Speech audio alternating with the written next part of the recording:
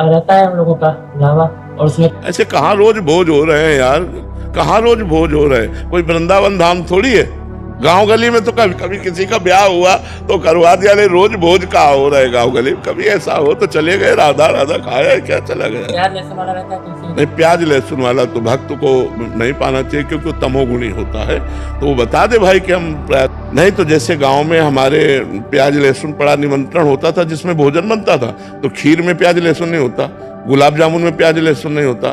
तो हम बैठ गए पंगत में और बस भाई ये रख दो, अगर वो एक गुलाब जामुन एक कटोरी खीर दे देता पर्याप्त तो भैया, अब उसको पाके अपना निमंत्रण भी पा लिया। बहुत बुद्धि से काम लेना चाहिए। हाँ, पूरी खीर और क्या बढ़िया। पूरी में कोई प्याज लहसुन थोड़ी बड़ा होता है यार। बिल्कुल ऐसे चाहिए, ऐसे चाहिए। मान लो हम टेबल में बैठे हैं, अब होटल वाले का है दोनों चीज परोस, तो हम अपने टेबल में रोटी दाल खा रहे हैं, वो यहाँ मांस खा रहा है, हमें कोई परेशानी नहीं। भैया तुम्हारा तुम्हारा भोजन, हमारा हमारा भोजन, हमको अपने काम से मतलब। राधा राधा राधा, हम पृथ्वी थोड़ी बांट लेंगे, ऐसे मेज नहीं बांट लेंगे। हमारे सामने आ गए, हम अपना पा रहे, राधा राधा राधा, तुम जो पा रहे हो हम देख ही नहीं रहे, समझ ही नहीं रहे। संसार में जीना है तो ऐसे चलना पड़ेगा, अपने को छुपा के और अपने को संभाल करके चलना होता है। हम गलत नहीं करेंगे, आपको जो खाना पीना हो वहीं खाए पिए, हमें कोई परेशानी नहीं, वहीं खाए पिए, हमें कोई परेशानी। हमारा लक्ष्य होना चाहिए कि नहीं खाना पीना, बस उतना भाव। कभी कभी लगता है कि हम सामने वाले को सुधार देंगे, नहीं सुधार पाओगे। अगर वो सुधरना चाहता है तो सुधर सकता है, अगर सुधरना ना चाहे तो भगवान भी नहीं सुधार पाए, दुर्योधन को कहाँ सुधार पाए? समझा तो रहे थे, समझ पाए? बोले 5 ही गाँव दे दे, बोले सुई की नोक बल नहीं देंगे, बोले अब मरोगे फिर। बोले देख लेंगे, युद्ध होगा। और महाभारत युद्ध हुआ।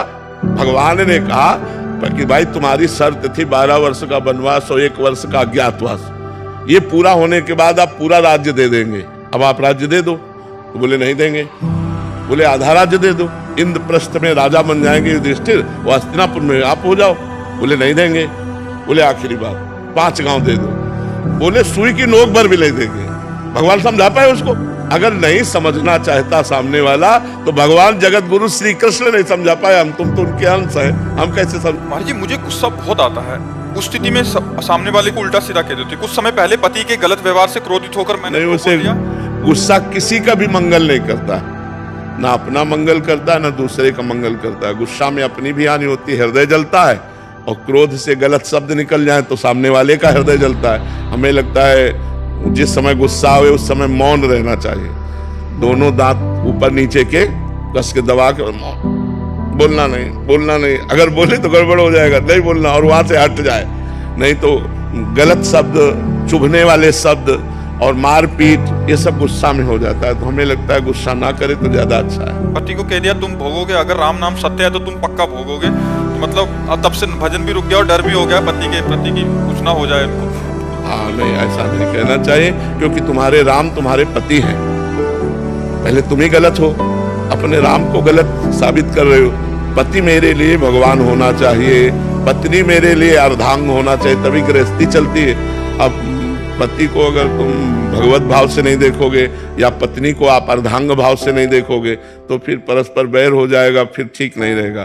फिर कलह, अशांति, लड़ाई झगड़ा, वो गृहस्थी नरक बन जाती है। जहाँ पति पत्नी में लड़ाई होता है ना, वो गृहस्थी नरक बन जाती है, वहाँ लक्ष्मी टिकती नहीं है।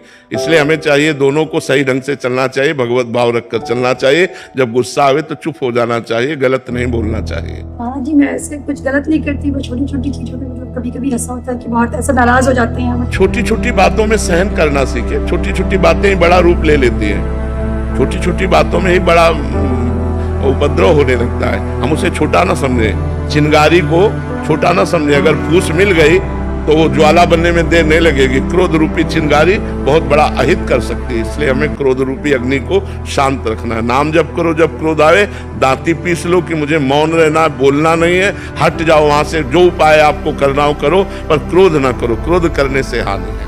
लगता है कब तक सहें, गलत नहीं है फिर भी बात। नाम जप करोगे तो ये भी बात खत्म हो जाएगी, कब तक सहो। हंस के, उनका स्वभाव ऐसा है, उनका स्वभाव ऐसा है, भगवान ने उनको स्वभाव ऐसा दिया है, ऐसी भावना करके शांत हो जाना चाहिए।